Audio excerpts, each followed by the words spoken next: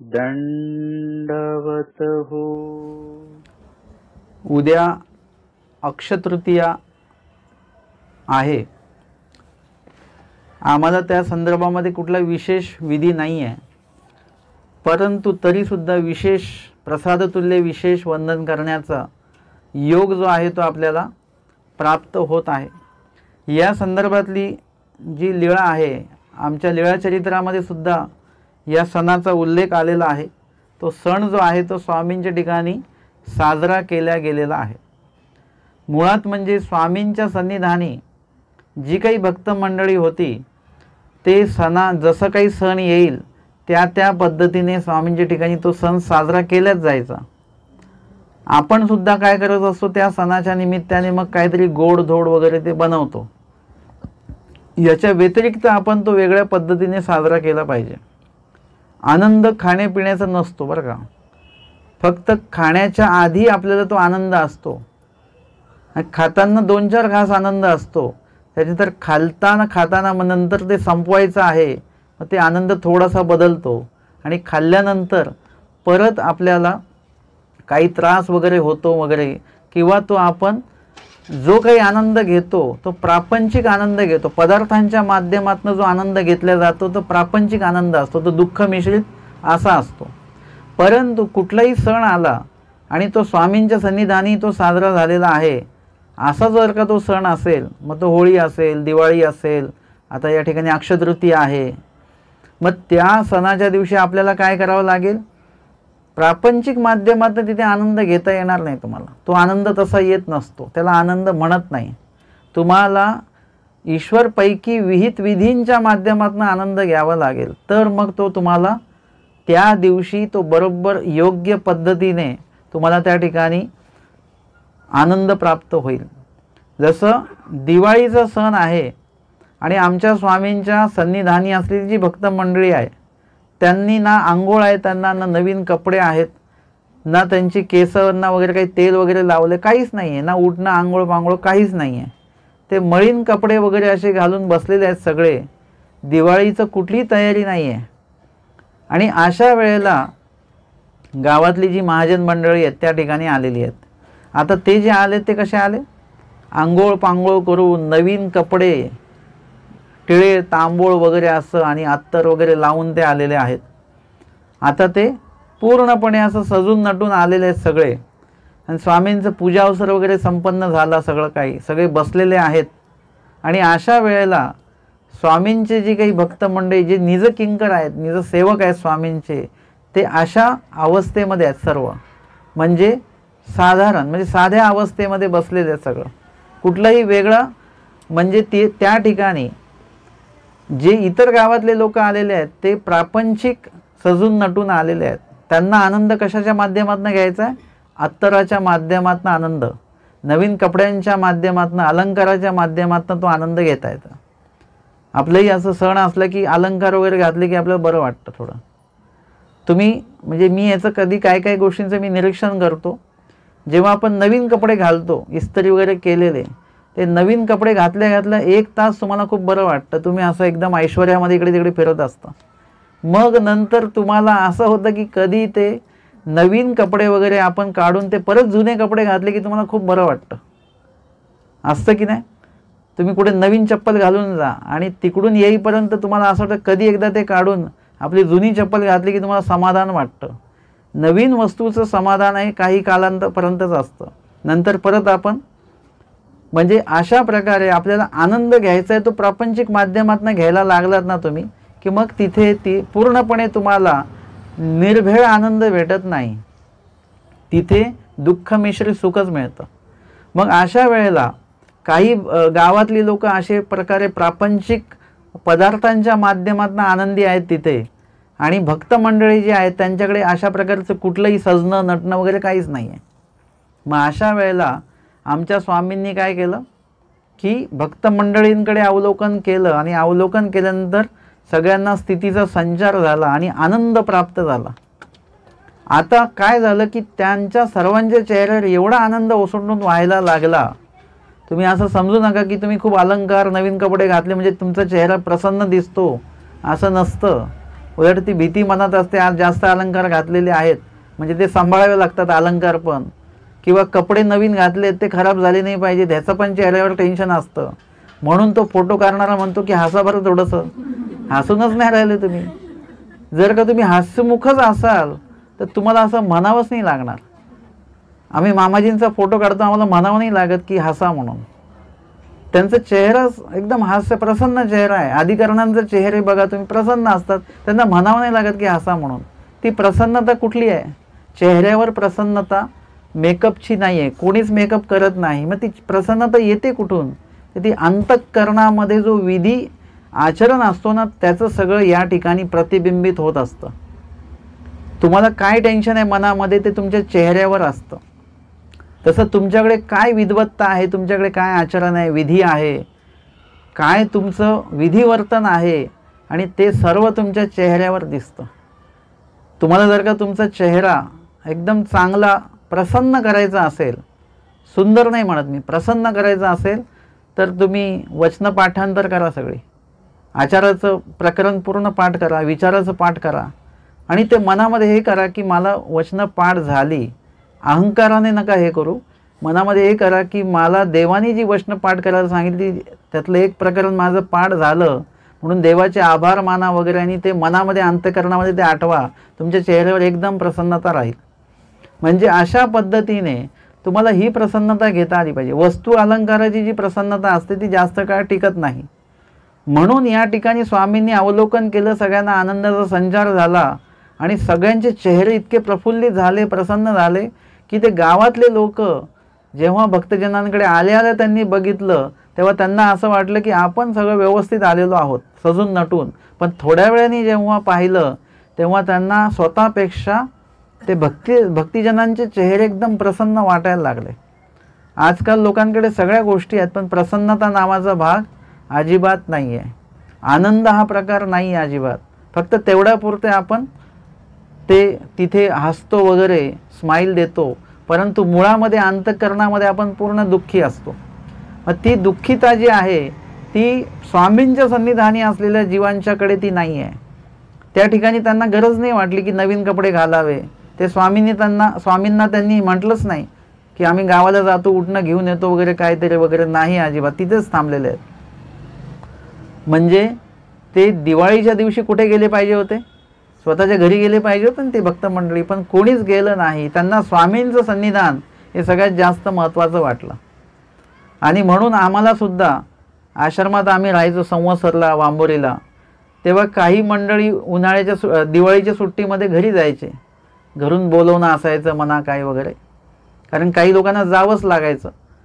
परंतु जे लोक जात नव्हते मग ते बाबा किंवा मोठे बाबा आणि मामाजी ते जाण ठेवायचे की बाबा बघा दिवाळी सण असून सुद्धा हे लोक गेले नाही, तिथेच थांबलेले आहेत.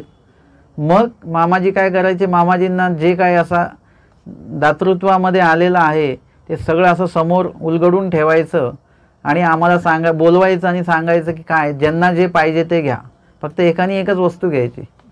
आमची दिवाळी ती असायची की मामाजींचं जे काय आहे प्रसन्नता ती मिळेल. ती वस्तूच्या प्राप्तीची ती प्रसन्नता नव्हती, पण मामाजींचं मनोधर्म आहे की आपण काहीतरी घ्यावं आणि मामाजी जे स्वतः देत आहेत आपल्याला ती वस्तू आता आपल्याकडे राहणार आहे याचा एक मोठा आनंद असायचा. म्हणजे मला कधी काळी दिलं एक स्वेटर आहे निळ्या कलरचं, ते अजूनही माझ्याकडे ते तसंच आहे, तिकडे हाताला फाटलेलं आहे. आणि माझ्याकडे अजूनही 2-3 स्वेटर आहेत, तरीसुद्धा मी मात्र ते निळंवालंच घालतो. का? कारण की ते त्यांच्याकडनं मिळालेलं आहे. तर अशा पद्धतीने ही प्रसन्नता खूप महत्त्वाची आहे. आता विषय त्या स्वेटरचा नाही आहे, त्या वस्तूचा नाही आहे, त्यामागे देण्याचा जो मनोधर्म आहे त्यांचा, ती प्रसन्नता जी आहे ती आमच्यासाठी भरपूर महत्त्वाची आहे. आणि म्हणून तुम्हाला सण साजरा करताना आपण खाणं पिणं या माध्यमातून ते करतच राहतो. मी जे मागे सांगितलं, देवाच्या नावाने उपार तयार करायचा आणि त्याच्यावर आपणच ताव मारायचा आणि झालं आपलं सण. तुम्ही तेही करा, उपहार वगैरे पण करा, तुम्हाला करायचं गोडधोड बनवायचं तेही करा आणि त्या निमित्ताने तुम्ही भोजनही करा, काही हरकत नाही. परंतु या सगळं करत असताना तुम्हाला स्मरणसुद्धा, मुलांना आपण म्हणतो मस्ती करा, खेळा, काही करा, पण अभ्यास पण केलाच पाहिजे, अभ्यासाला पर्याय नाही. तसं तुम्ही बाकी सगळ्या गोष्टी करा, परंतु तुम्हाला स्मरणाला पर्याय नाही. ती प्रसन्नता आहे. आता लक्षात घ्या की आपल्याला ईश्वराला प्रसन्न करायचं आहे, स्वतःच्या इंद्रियांना प्रसन्न करायचं नाही आहे. गोडधोड बनवणं वगैरे की मानसिक समाधान लाभणं ही आपल्या इंद्रियांची प्रसन्नता मिळवण्याचा प्रयत्न आहे आपला. पण आमचं टार्गेट काय आहे, साध्य काय आहे की देवाला प्रसन्न करायचं आहे. मग देवाला कसं प्रसन्न करणार तुम्ही? पदार्थ बनवून, नवीन कपडे घालून कसं प्रसन्न करणार? भटोबासांनी कसं केलं? स्वामींना प्रसन्न करणारे भटोबास नवीन नवीन कपडे घालून येत होते का? काही पदार्थ घेऊन येत होते का? नाही. आता जर का आमचे स्वामी प्रसन्न उदास झाले केशव मठामध्ये डोमेग्रामला, आणि त्यांनी काहीतरी उपार आणला का की उपार तुमच्यासाठी आणलाय प्रसन्न व्हा? नाही. त्यावेळेला विधीच झाला पाहिजे, विधीतलाच विधी त्यांनी तो केला, तेव्हा आमचे स्वामी प्रसन्न झालेले आहेत. म्हणून मानव पंथामध्ये आपण वावरत असताना इतर काही अनावश्यक गोष्टी करत बसण्यापेक्षा, जे विहित नाही ते करण्यापेक्षा स्वामींना प्रसन्न करण्याचं हे ठेवा की आम्ही या ठिकाणी कुठले विधी आचरण करतोय की ज्याने आमचे स्वामी प्रसन्न होतील. देव जिथे कुठे असतील तिथून माझ्याकडे बघतील ते की बाबा काय का होईना आज यांनी एक गाठी स्मरण, म्हणून तरी देव माझ्याकडे एका क्षणासाठी जरी त्यांनी बघितलं तरी माझा आजचा दिवस उपयोगी गेला. स्वामी प्रसन्न झाले पाहिजेत एवढंच लक्ष असलं पाहिजे. आमच्या बाईसांना अजिबात सहन नाही झालं की आमचे स्वामी उदास आहेत. स्वामी म्हटले आम्ही अदृश्य होऊन जाऊ, अदृश्य झाले स्वामी, बाईसांना सहन नाही झालं. म्हणजे स्वामींचा औदास्य बाईसांना सहन होत नाही. तसं आपल्याला सुद्धा स्वामींच्या प्रसन्नतेशिवाय आपल्याला काही सहन नाही झालं पाहिजे. स्वामींची प्रसन्नता प्राप्त झाली पाहिजे. त्या दृष्टीने जेव्हा तुम्ही चालाल तेव्हा तुम्हाला स्वामींनी सांगितलेले विधी कुठले आहेत त्याच्या शोधात तुम्ही लागाल, आणि त्या दृष्टीनेच मग स्वामींनी सांगितलेले विधी तुम्ही मनापासनं कराल. मनापासनं केले तरच तिकडे देव प्रसन्न होत असतात. आणि म्हणून बाह्य क्रियांचा जो काही भाग आहे त्याहीपेक्षा आंतरक्रियेचा भाग, आणि तो पण विहित असेल, देवाने सांगितलेल्या क्रिया अंतरपूर्वक जर का केल्या तर तिकडे प्रसन्न होतात. आम्हाला फक्त परमेश्वराला प्रसन्न करायचं आहे म्हणून आम्ही इथे आहोत. या व्यतिरिक्त आपलं दुसरं काही उद्दिष्ट नाही. आणि परमेश्वर एकदा प्रसन्न होत गेले की मग तुम्हाला प्रत्येक गोष्ट, आमच्या स्वामी जेव्हा मालगंटीचा अवसर दाखवतात आनंददायी क्षण आहे सगळा. परंतु लक्षात घ्या महादाईसा तिथे नाहीत. नंतर आल्यानंतर इतक्या मनापासून विनंती केलेली आहे की स्वामींना सुद्धा प्रसन्नता वाटली. कसली? की त्या ठिकाणी महादाईसांची ती तळमळ आहे, दुःख आहे. म्हणजे एखादा विधी जर का चुकला तर त्याच्याबद्दल महादाईसांना किती त्याच्याविषयी तळमळ आहे.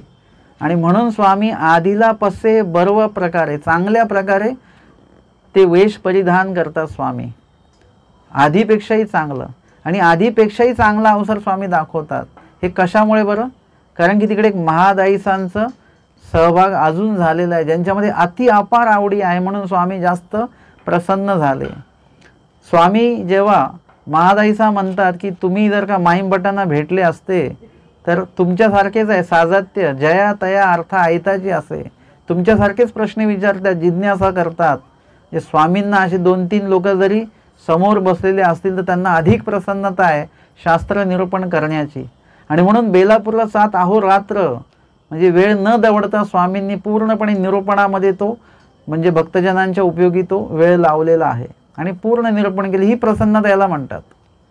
आपण दिवा अगरबत्ती दिवे सगळे लावतो ती प्रसन्नता नाही, ती आपली प्रसन्नता आहे. आपल्याला बरं वाटत असतं, देवाला काय बरं वाटतं हे पण तर आपण विचार केला पाहिजे. आणि म्हणून उद्या सण आहे किंवा अक्षयतृतीया आहे वगैरे, तर त्या संदर्भातली एक लीळा घेत असताना आपण त्याच्यातले बारकावे पण बघणार आहोत. अक्षयतृतीयेचा दिसी लखुबाईसी गोसाव्यांसी विनविले, या लीळेमध्ये खास महत्त्वाचा भाग आहे लहामाईचा. परंतु विनंती मात्र कोणी केलेली आहे? लखुबाईसांनी स्वामींना केलेली आहे. जी मी गोसाव्यांचा ठाई अक्षयतृतीया करीन, अक्षयतृतीयाचा उद्या सण आहे तो मी करणार आहे. गोसावी विनवणी स्वीकारिली, स्वामींनी विनंतीचा स्वीकार केला. मग तीही उपहारू निफजविला, त्यांनी स्वामींच्या भोजनासाठी आरोगण्यासाठी उपहार पदार्थ तयार केले. गोसाव्यांसी मर्दना मादने झाले, आधी स्वामींचं मर्दना नंतर मादने म्हणजे स्नान हे झालं. पूजावसरू झाला, स्वामी आसनावर विराजित झाले, स्वामींचा पूजावसर संपन्न झाला. गोसाव्यांसी अर्पणा झाली, भोजन स्वामींचं झालं. गोसाव्यांसी वान घागरी ऐसे ओळगविले. आणि त्या पूजा पुरस्काराच्या वेळी काय केलेलं आहे, भजन पूजन जेव्हा स्वामींचं होतं आहे त्यावेळी वान घागरी म्हणजे असा काही सण असेल तर ते काय काय दिलं, वान दिलं जातं ना. वानामध्ये काय काय असतं, काय ते बोरं असतात वगैरे असे काही पदार्थ ठरलेले असतात, ते त्याच्यामध्ये दिल्या जातात. आणि ते ओळगविले. आणि मग तर लहामाईचे दुःख करू लागली. आता लहामाईसा तिथेच आहेत, लखुबाईचा सगळं विधी करत आहेत आणि बघणाऱ्या कोण आहेत, लहामाईसा आहेत. आता ते दुःख करायला लागल्या. दुःख कशाबद्दल, हे लखुबाईचे सदैवे, हे लखुबाईशा कशा आहेत, सदैवे म्हणजे चांगलं दैव आहे बरं यांचं. येही गोसाव्यांचा ठाई आख तीज केली, आम्ही न दैवे म्हणजे आम्ही कसे आहोत, निदैवे आहेत, दैव नसलेलं. आम्ही स्वामींच्या समोर आहोत पण स्वामींचं पूजन करण्याचं दैव आमचं नाही. या दैववान भाग्यवान आहेत की स्वामींचं पूजन या ठिकाणी स्वतःच्या पदार्थाने ते करत आहेत. जेव्हा तुम्हाला भजन पूजन करायचं असेल तर तुमचं ते स्वतःच्या मालकीचं असणं गरजेचं आहे. आता मंदिरात जाताना दुसऱ्याच्या झाडाची फुलं तोडून न्यायची आणि ते वाहिल्याचं पुण्य पदरात पाडून घ्यायचं, तसं नको. आपल्याला जर का व्हायचं असेल तर स्वतःचं व्हायला पाहिजे. काय आपल्याकडे स्वतःचं काय आहे, काय आहे तुमचं स्वतःचं. तुम्ही म्हटलं बँकमध्ये पैसे आहेत आमचे, आमच्याकडे वस्तू आहे अमकी टमकी, हे ते तुमचं स्वतःचं तुमच्याकडे काहीच नाही आहे. काय आहे, फक्त आपला जन्म मात्र आपला स्वतःचा आहे. तो आपल्याला देवाला स्वतः देतं, त्याच्यावर कोणाचाही अधिकार नाही. इतर वस्तू देताना मला घरातल्या लोकांना विचारावं लागते, पण तुम्हाला जन्म देताना कोणाला सांगायची, विचारायची, कोणाची परवानगी घ्यायची गरज नाही. स्मरणाच्या माध्यमातून तुम्ही देवाला आपला जन्म देऊ शकतात. परंतु या ठिकाणी आता वस्तू प्रदान करण्यासाठी माझ्याकडे द्रव्य नाही, त्या वस्तू पण नाही. आता मी देवाला काय द्यायचं, माझ्याकडे काहीच नाही असं म्हणून ते दुःख करायला लागले. जेव्हा एखादी क्रिया एखाद्याची बघितली की आपल्याला दुःख हे झालं पाहिजे, पण दुःख याचं नाही झालं पाहिजे की नेहमी यांनाच घडतं, असं दुःख नाही पाहिजे. की हे सदैव आहेत की सदैव ह्यांनाच क्रिया घडते, कारण की त्यांनी ते दैव जोडलेलं आहे, ते सेवा त्यांनी जोडलेली, म्हणून त्यांचा बरोबर योग येतो. हा योग मला का नाही येत, कारण की मी त्या पद्धतीने कधीच दैव ते जोडलेलं नाही. अशी विनंती, असं दुःख देवाला तळमळ जर का केली तर उद्या पुढे काय होणार, बरोबर तुम्हाला तो योग प्राप्त होतो.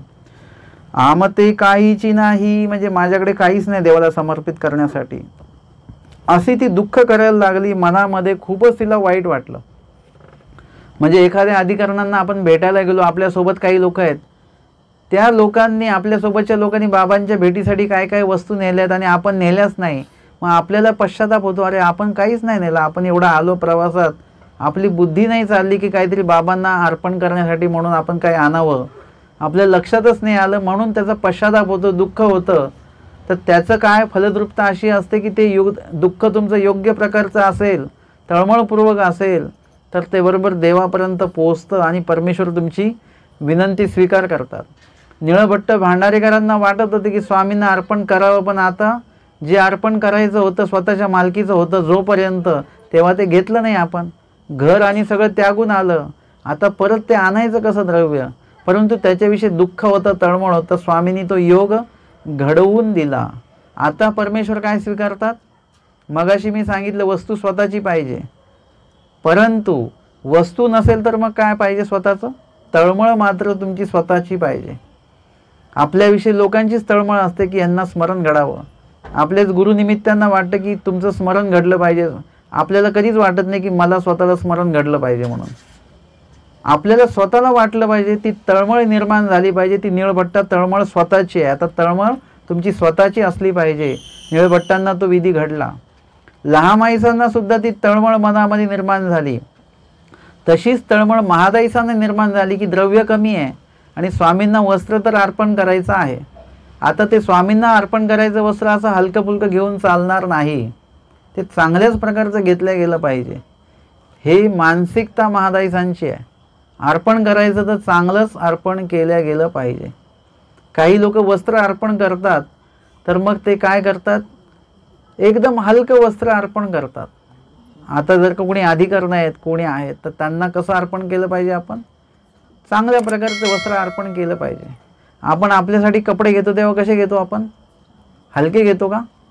तर शॉल अर्पण केले जाते. शॉलसुद्धा ती उपयोगात गेली पाहिजे अशा प्रकारचं ते शॉल घेणं आवश्यक असते. किंवा एखादं वस्तू तुम्ही देताय तर ती उपयोगात गेली पाहिजे या दृष्टीने तुम्ही ती वस्तू तुम्हाला देता आली पाहिजे, की समोरच्यांनी पण हातात घेतल्यानंतर वाटलं पाहिजे की नाही हे उपयोगी गेलं पाहिजे. मग ती वस्तू कुठे जाते? अजून कुठल्या तरी ती व्यक्ती दुसऱ्या एका मोठ्या अधिकाऱ्यांना ती प्राप्त होते. अशा पद्धतीने तुमची ती वस्तू उपयोगी जाते. कधी? ती योग्य प्रतीची असेल तेव्हा. मी असं म्हणत नाही की महागडंच दिलं पाहिजे तुम्ही, असं नाही. जेही देताय तुम्ही ते योग्य प्रतीचं असणं आवश्यक असतं. आणि मग इथे दुःख केलं आणि मग स्वामी जे आहेत ते स्वामी त्यांचं दुःख जाणतात. देवाला काही दुःख सांगावं नाही लागत, मात्र देवाला दुःखाची जाणीव करून द्यावी लागते. त्यासाठी आपल्या अंतःकरणात ते दुःख निर्माण करावं लागतं, तळमळ करावी लागते. देव तिथे परमेश्वर बरोबर ती गोष्ट जाणतात. आणि मग स्वामी त्यांना म्हणतात, बाई येही येत आख तृतीया केली तुम्ही न करा ते काही. म्हणतात अरे यांनी इथे भजन पूजन केलं आमचं अक्षतृतीयाचं, तुम्ही का नाही करत बरं? आता लक्षात घ्या बरं, ह्या लीळेमध्ये पुढच्या ज्या घटना आहेत त्या पूर्णपणे लक्षात घ्या. स्वामी मुद्दामून त्यांना म्हणतात की तुम्ही अक्षतृतीया का नाही करत आमच्या ठिकाणी? नाजी आमते काहीची नाही. ते म्हणतात देवा माझ्याकडे काहीच नाही आहे. आणि खरोखर असं असायचं की आधीच्या काळामध्ये लोकांकडे द्रव्याची जी उपलब्धता असते ती सामान्य लोकांकडे नसायचीच अजिबात. देवा माझ्याकडे काहीच नाही. स्वामी म्हणतात जा हे घागरी आणतू बाहेरी धुवा. स्वामी म्हणतात जा आणि ही घागर घ्या. आता ती घागर कोणाची आहे? त्याचे मडकं असेल काय असेल ते तिथेच देवाला कोणीतरी दिलेलं आहे. तेच म्हणतात स्वामी हे घेऊन जा तुम्ही. आणि आणतू बाहेरी धुवा, आतून बाहेरून ती काय करा? स्वच्छ करा, धुवा ती. आणि खोला पाणी आणतू बुडकुळूनी भरा. खोल पाण्यामध्ये, कारण की वरचं जे पाणी आहे ते कसं असणार? काठाचं पाणी गडूळ असणार आणि गरम असेल. आतमधलं जे पाणी कसं असेल? थंड असेल वगैरे आणि शुद्ध असेल. खरं म्हणजे गडूळ नसणार आहे. तर तिथे ते काय करा? खोल पाण्यामध्ये ती घागर बुडवून ती करा काय करा? भरा. येथ उदक संपादा. आणि ते पाणी घेऊन या आणि ते पाणी संपादा आम्हाला. मा येथुनी तुमच्या अक्षतृतीया संपूर्ण कीजती. म्हणजे तुमच्या अक्षतृतीयेचं जे पूजन आहे ते आम्ही इथून स्वीकारतो आहे आमच्या प्रसन्नतेने. तेही म्हटले हो काजी. आणि मग त्या लागलीच स्वामींनी दिलेल्या आज्ञेप्रमाणे ते घागरी घेऊन गेल्या गंगेकडे. आणतू बाहेरी ती धुतली घागर. खोल्या पाणी आणतू बुडकळूनी भरूनी घेऊन आल्या. वाटे उटिले येथोनी. मग गोसाव्यांसी उदक ओळगविले. आणि मग स्वामींसाठी त्यांनी ते उदक जे आणलेले ते ओळगवलं. मग गोसावी स्वीकारिले. उदक स्वीकारलं. आणि मग स्वामी उदक स्वीकारल्यानंतर म्हणतात बाई येथुनी तुमची अक्षतृतीया संपूर्ण हो. म्हणजे आम्ही तुमची अक्षतृतीया जी आहे, जे तुम्हाला तुमची जी क्रिया आहे या निमित्ताने ती आम्ही काय केलेली आहे? स्वीकार केलेली आहे असं स्वामींनी त्या ठिकाणी त्यांना सांगितलेलं आहे. या लीळेमध्ये आपण बघितल्यानंतर लहामाईसाजांचं जे भजन पूजन स्वामींनी जे काही स्वीकारलं त्याच्यामध्ये काय स्वीकारलं? ते घागर आणि त्या घागरीतलं पाणी. ती घागर त्यांची स्वतःची आहे का? नाही. पाणी त्यांचं स्वतःचं आहे का? नाही. परंतु ते अर्पण करण्यामागची जी तळमळ आहे ती त्यांची आहे, म्हणून देवाने तो योग घडवून दिला.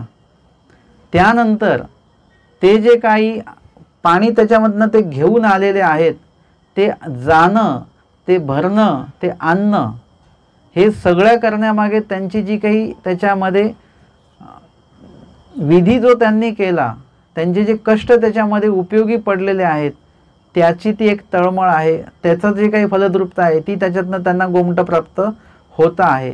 म्हणजे ते सुद्धा आपल्याला उपयोगी आणता येतं. जसं मी नेहमी सांगतो, आपल्याकडे द्रव्य नसलं द्यायला एखाद्या क्रियेमध्ये तरी चालेल, परंतु कमीत कमी त्यावेळेला आपल्याला मानसिक नाही, वाचिक नाही, परंतु म्हणजे तन मन धन जे बोलतात ना, आपल्याला मन असणं गरजेचं आहे. कदाचित धन नसेल तर त्या ठिकाणी आपण शारीरिक त्या ठिकाणी कष्ट करू शकतो, सेवा करू शकतो, त्या दृष्टीने आपण उपयोगी पडू शकतो. म्हणून माझ्याकडे द्रव्य नाही याचं कधी दुःख मानायचं नाही. फक्त ते दुःख देवाकडे व्यक्त करायचं की देवा मला ही क्रिया करायची होती पण माझ्याकडे हे नाही आहे, उपलब्धता नाही आहे. परमेश्वर तुम्हाला त्या क्रियेची उपलब्धता करून देतात आणि त्या क्रियेमध्ये लागणाऱ्या वस्तूंची, पदार्थांचीही उपलब्धता जी आहे ती करून देतात बरोबर. आणि त्यासाठी लागणारी तळमळ लहामाईसांकडे होती. त्यासाठी जे काही स्वामींनी विधी विहिला ती करण्याची शारीरिक तयारी त्यांची होती, ती त्यांनी केली बरोबर. आणि सोबतच देताना, ते समर्पित करताना जी आवड आहे, तिसरी गोष्ट ती सुद्धा त्याच्यामध्ये होती. आणि चौथी गोष्ट म्हणजे या सगळा विधी त्यांनी देवाच्या आज्ञेने केलेला आहे. देवाने सांगितलं त्याच विधीच्या रकान्यामध्ये त्यांनी तो केलेला आहे आणि व्यवस्थितपणे ते समर्पित केलं. आणि मग स्वामी सांगतात आम्ही तुमची अक्षतृतीया स्वीकार केली. अक्षतृतीया स्वीकार केली म्हणजे त्यांनी का अक्षतृतीया दिली का स्वामींना? नाही, अक्षतृतीया नाव आहे फक्त. स्वामींनी काय स्वीकार केलं? त्यांची तळमळ, त्यांचं दुःख, त्यांचे तो विधी, त्यांची ती आवड हे स्वीकारलेलं आहे. आम्हाला वाटतं की देवाने पदार्थ स्वीकारला. पदार्थ स्वीकारला असता तर दानाईसाच्या त्या वाड्यामध्ये जे स्वामींचं भजन पूजन झालं ते सगळे अलंकार स्वामींनी बांधून घेतले असते आणि सोबत नेले असते. निळभट्टांना म्हटलं असतं हे सगळं बांधून घ्या आपल्यासोबत. घेतलं का स्वामींनी? पदार्थांचा स्वीकार देवने करत. पदार्थ वाहत असताना, अर्पण करत असताना जी आवड आहे, जी तळमळ आहे, जे दुःख आहे, हे सगळ्याचा परमेश्वर स्वीकार करतात. परमेश्वर आणि प्रपंच या दोन्ही गोष्टी वेगळ्या आहेत, ह्या दोन्ही एकत्र करू नका. आपण प्रपंचच अर्पण करतो, परमेश्वर प्रपंचाचा स्वीकार करत नाही. हे स्पष्ट सांगितलेलं आहे. पदार्थांचा स्वीकार माया करते आणि त्याचं जे काही त्यामागची जी आवड आहे, समर्पणाचा जो भाव आहे, तो मात्र परमेश्वर स्वीकार करत असतात. आणि म्हणून आपल्याला अर्पण करताना तुम्ही रोजचं जे पण काही अर्पण करत असाल देवाला, त्याच्यामध्ये नुसतंच तो पदार्थ अर्पण नका करू, तर त्यासोबत ती आवड, तळमळ हे सगळं अर्पण तुम्हाला करता आलं पाहिजे. आणि ते जर का केलं तर आपली क्रिया परमेश्वर स्वीकारतात, पदार्थ स्वीकारत नाहीत. म्हणून जास्तीत जास्त तुमच्या पदार्थांमध्ये पदार्थ एखादा दुसरा कमी असला तरी चालेल, मात्र आवड मात्र आपली कमी नसली पाहिजे. आपण उपाराचे ताट भरतो त्याच्यामध्ये जास्त महागाच्या, जास्त भाववाल्या वस्तू असतात, पण ते अर्पण करताना जो भाव असला पाहिजे तो मात्र नेमका आपण त्याच्यामध्ये मिठापासून सगळं वाढतात, चटण्यांचे प्रकार सगळं वाढलं जातं, पण नेमका जो भाव तिथे वाढल्या गेला पाहिजे त्याची एक वाटी नसते. तिथे आवड वाढल्या गेली पाहिजे आपली, त्याची ती वाटी नसते. तळमळीची एखादी वाटी नसते. देवाच्या ठिकाणी प्रत्यक्ष क्रिया घडत नाही ह्याची एक त्याच्यामध्ये ते वाढल्या गेलं पाहिजे त्या ताटात, ते सुद्धा त्याच्यामध्ये नसतं, बाकी सगळं असतं.